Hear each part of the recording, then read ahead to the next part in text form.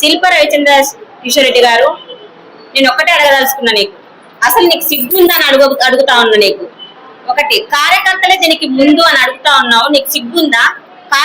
మీ కార్యకర్తలే మీ విగ్రహాన్ని తల తీసుకుని పోతుంటే కూడా నువ్వేం చెప్పలేకపోయినావు. నీకు అసలు సిగ్గుందా? ఈ రోజు ఫరూక్ సార్ దగ్గర ఉన్నటువంటి బుజ్జన్నని అవమానపరిచి అవమానంగా నువ్వు ఒక పని మనిషి అంటున్నావు. నీకు సిగ్గుందని నేను అడుగుతా ఉన్నాను.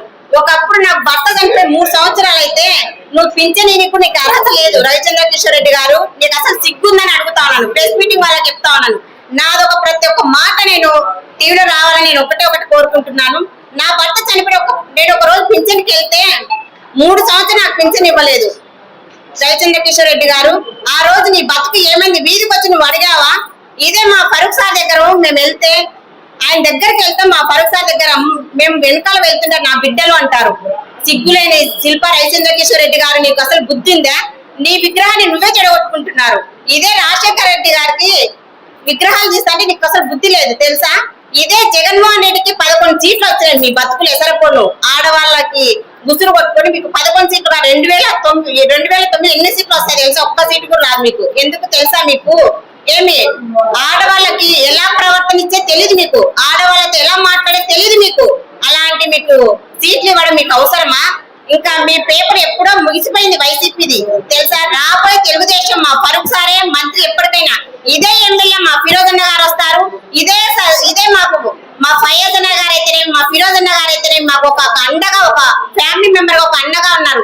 ఎనీ టైం 2 గంటలకు ఫోన్ చేసిన లిఫ్ట్ చేస్తారు మా ఫిరోజ్ అన్న గారు అయితేనే, మా ఫయాజ్ అన్న గారు అయితేనే. మాకు ఇదే మాకు ఒక తోడుపుట్టిన అన్నలా ఉన్నారు. ఇదే ఒక పండుగ వస్తే మా ఫిరోజ్ సార్ అయితేనే, ఫరూక్ సార్ అయితే మా ఆడపిల్లలకి ఒక పసుపు కుంకుమ చీరలు ఇస్తారు తెలుసా? వాళ్ళు మీకు బుద్ధి లేక మాట్లాడుతున్నారు తెలుగుదేశం గురించి. మీరు ఎన్ని రోడ్లు వేశారండి? మీరు ఇదే డిఎస్సి పోస్టులు పడితే చాలా మంది ఉద్యోగాలు వచ్చాయి. ఎవరు ఇచ్చారు? జగన్ మీరు ఇచ్చారా? అమ్మఒడి కేవలం ఒక ఇంటికి 2 పిల్లలకు మాత్రమే ఇచ్చారు, 2 పిల్లలకు మాత్రమే ఇచ్చారు మీరు.